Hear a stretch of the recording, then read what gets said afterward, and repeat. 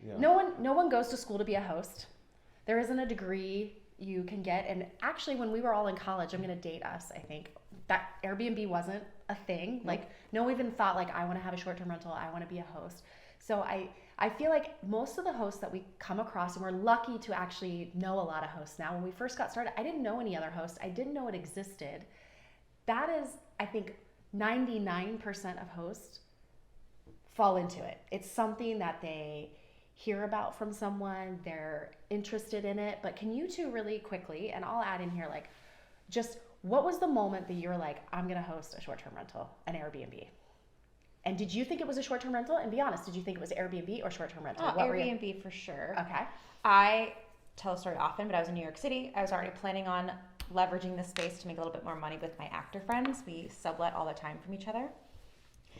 And but then I asked my husband, I was like, what if we tried this app out and we, instead of having an actor friend pay rent, we put it on the app and these guests just check in?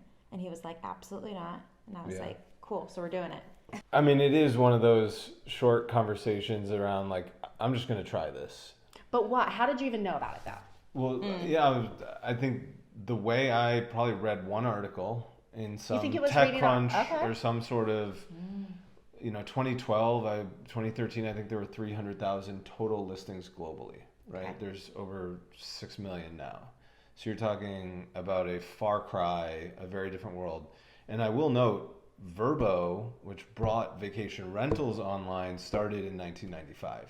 Wow. So I didn't know this world that Airbnb has, let's call it, become the verb of, has been around in destination communities for decades. And then before that, sorry for the history too much here. You said we didn't go to school for this, but a little short-term rental history is in the 1950s, after World War II, people started having the opportunity to own a second home because the emergence of the middle class, you had dual income households and leisure time. So the idea of leisure time and traveling and staying in a second home really is about a 70-year-old concept. Vacation rentals are about a 30-year-old concept, and Airbnb is like a 12-year-old, 13, 14-year-old company. Wild teenager. Yeah. A wild, pubescent teenager. But I discovered it just because I had a need to fill 30 days in between two uses of a property. I was selling it in 30 days, and I was moving out of it 30 days sooner. And I was going to chase my now wife. So I think I can credit a lot more than just that first guest and falling in love to the freedom that this gave me. Well, I think for me, it was something, I felt a very immediate, I'm good at this. And maybe it's because you're getting not only, well, I think, I will say the one thing that is so impactful is not only are you financially making the money, the 5-star review and the words of affirmation, like to financial and the words, because a lot of times we get a paycheck and that might be it. We don't get a review every week from our boss saying, this is what you did great, this is what I loved. And I think that is like the addictive part. Yet you get the finances and the reviews coupled together, that those words of affirmation, you're like, oh, wait, I'm like people like me. Like I want more of that. I want more money. I want more No big deal. But I think that is an addictive part of it. If you get this that affirmation, but I think all of us too can say we did not stop at one. Like we started with one. It was like one, like 2, 3, 4. It gets addicting to have more too because you only get 365 days, so you can only have so many guests, so you have to have another door to bring in more guests. What's that effect again? Where like you start out being like, oh, 5-star, oh, I'm good at this. Dunning-Kruger. But then you get off that high because you get asked a question by a guest that you don't know how to answer. Oh yeah, can I check in early? Can I check in late? Can I bring my pet? Can I have a discount? Can I have a discount? I mean, all these things start happening, and even if you have this like robust professional background, you get different questions by different people who use your space differently. If you're managing more than one property, the properties are all different. So this thing starts happening where there's other ways to do things. I know you were talking about how back in the day you were like figuring out ways to leverage technology. If this, then that can happen to make your life easier, because all these things, there's just a lot of operational stuff that goes behind it.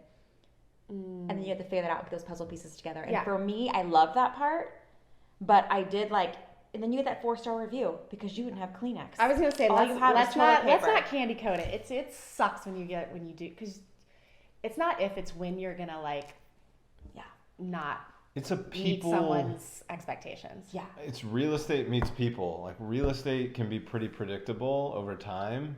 People are 100% unpredictable every time. So that's predictable. Oh, change. Yeah, the only thing constant is change. Yeah. So I think one thing we want to just bring to everyone's attention is that dip, and things are going to get hard. Things are going to get rough. You're a pipe's going to burst. You're not going to be able to get somebody checked in. Someone's going to find something in your house that you didn't know existed, or a neighbor is going to get upset, or they're not going to be able to find parking, or their door code isn't going to work even though you had a backup key. That's going to happen. And then also, it gets lonely. None of your friends want to talk about sheets and towels and what kind of coffee. They'll listen for a certain amount of time, and then they're like, okay, I got it. They're like, I'm over it. I'm over it. I want to talk about that part of finding your fellow host, your community, the people, because I thought, I say this all the time to Sarah, I thought hosting, this is another reason I wanted to host over Uber. I thought for sure, I'm a people person, I'm a networker, I thought I was going to be friends with every single guest. No, I thought I was going to have friends all over the world, and I was going to go stay with them. Well, no, people don't want to meet you. They are not wanting to shake my hand when they enter. They want their code to get in. They didn't come to Columbus to meet you. No, they didn't. Something else to do. So that was a little disappointing, but only for a moment, because then I knew the real richness was going to be meeting other hosts. And then that was unlimited. And that's where I finally, that was something people. I found, and that was something I never ever thought about, is that I will be friends with other hosts. I thought for sure that part that I wanted to be fed from the people, that was going to be, the human capital was going to be my guests, not other hosts. And that has been one of the most, if not the most surprising part about hosting. How long after you started hosting do you think you met other hosts or a group of other hosts? Was there a gap there? I was lucky. I was very lucky. I had someone that helped me even think about hosting. Shout out Patrick. He was the number one person that told me, he was the one that got me hip to it and told me about a cleaning fee. I wasn't charging a cleaning fee. But I went to the Airbnb Open. Right maybe a month after I started hosting, and that's where my eyes got wide open, because I met hosts from all over the world. And so I was very, very, very fortunate to be submerged at the Airbnb Open with hosts, thousands of hosts from everywhere. So that tipped me off. Yep. Yeah. So that was something I was very lucky to be a part of and connect with hosts. And I hadn't even had that many guests at that time, so I kind of felt like I understood them, but I didn't really. I maybe hosted 4 people or something. So that was your eyes going from this big to wow, there's a whole thing here. Was that accurate? Literally, I was this is a whole, this is a world, this is a thing, these, and the people there had already quit their jobs. And this was I think 2016. They had multiple properties, and these people, some of them were from all over the world, and it was important for them to come to LA and learn from the best of the best. So that was my first encounter with a group of fellow hosts. What about you? It was a long, lonely road. No, I distinctly remember not having that experience for multiple years as I was getting started. So in 2013 was my first guest. 2015 was when I went to the VRMA conference, which was in Las Vegas that year. And the VRMA is Vacation Rental Management Association.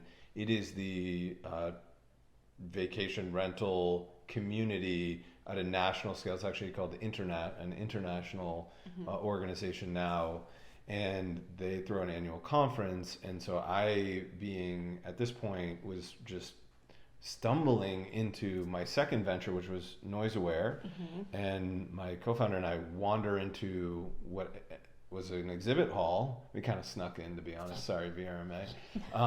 But instead of wearing a name tag, I'm just wearing this prototype noise device. I was gonna say a lanyard. Actually, I actually have the exact one right now. This was your chain? This was my chain. This was my conversation starter, to be honest. And so I walk in, and but there's like 1,000 people in the room, and they're all talking about distributing their property, channel managers, software systems, lock systems, just different techniques and tactics and customer service hacks and whatever. And I'm just like, where have you people been? It's like wandering into a church of people who worship, a process or an industry or just something that they love. Yeah. Mm-hmm. And I realized at that point, wow, this world is so much bigger and has so many more people in it than I thought my lonely hosting adventure.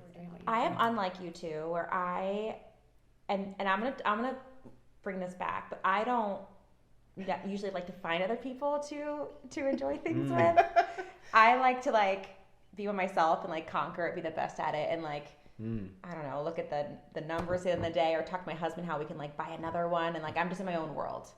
But I didn't know how limiting that was until I packed my bags in New York City, where I first started hosting, and set on an adventure to find our next place, literally to set up shop and just host full time.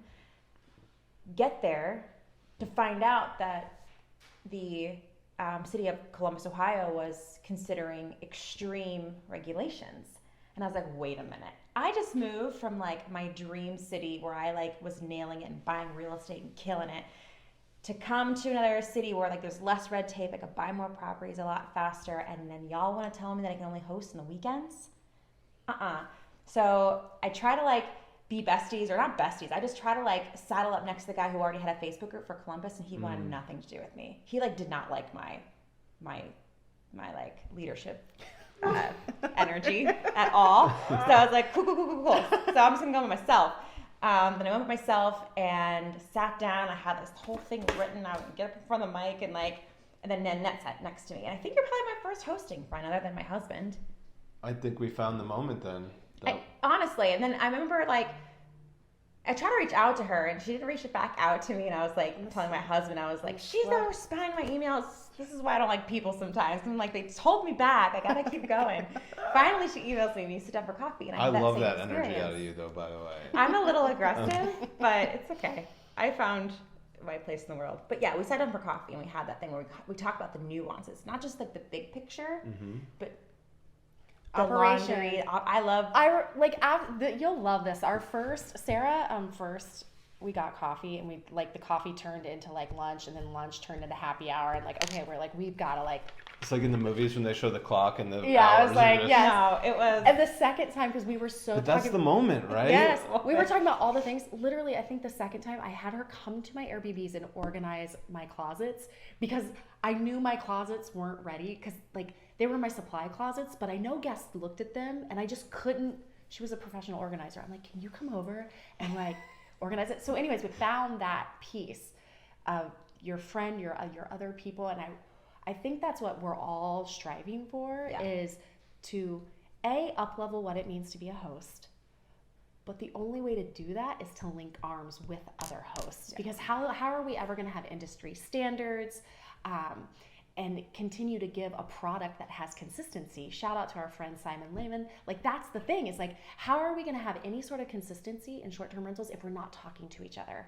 And I'm not talking about making sure pricing or doing anything like that. It's no. Yes, you have to have these amenities for your guest. These are the things that people are expecting, and we have to work together and link arms.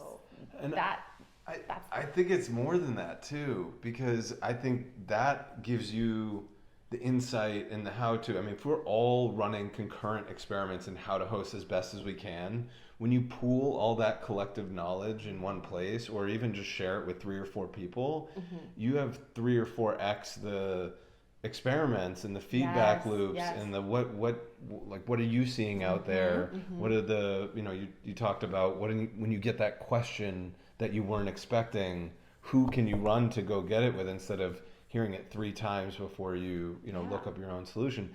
But then this is where I get really excited, is that might be your Columbus tribe or your Columbus group of hosts, right?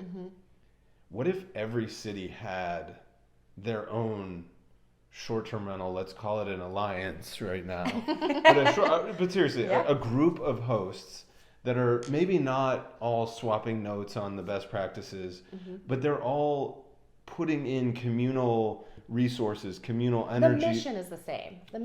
And then you have concurrent experiments almost amplified. And I think the future of hospitality is being invented right now. It is being honed right now. It is being leveled up right now. But it's also the future of short-term and vacation rentals is being legitimized right now as a viable profession, as a viable identity that we can all say, we were there in the early days. You're right. It's kind of like, I wouldn't be surprised if maybe we'll start with community colleges and other colleges, but not just a hospitality, and having that hospitality degree have a component of short-term rental hosting, just like you can now go to school with social media, influencing. True. But I think what I also like the whole alliance in different cities, because I think what's better is that in Columbus, when I arrived, I was being defensive because I had to be. I showed up at that time.